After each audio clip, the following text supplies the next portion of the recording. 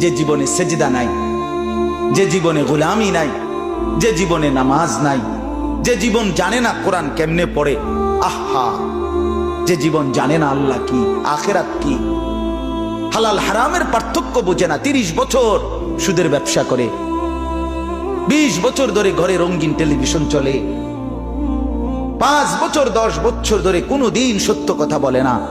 আহা, এমন নাফরমান কি 1-2 জন?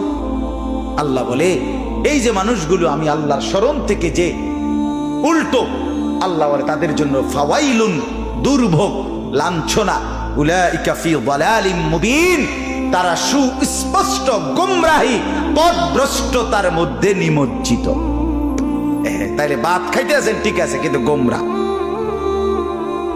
গুমজান ঠিক আছে, কিন্তু নামাজ, জিকির, বন্দিগি, আল্লাহর ইবাদত, হালাল হারামের পার্থক্য, কোরআনুল কারীমের তিলাওয়াত, দিন মোতাবেক চলা, এটা যার নসিব হয় নাই, আল্লাহ বলেন সে আমার পথের উল্টো, সে গোমরা গোমরা গোমরা পথভ্রষ্ট।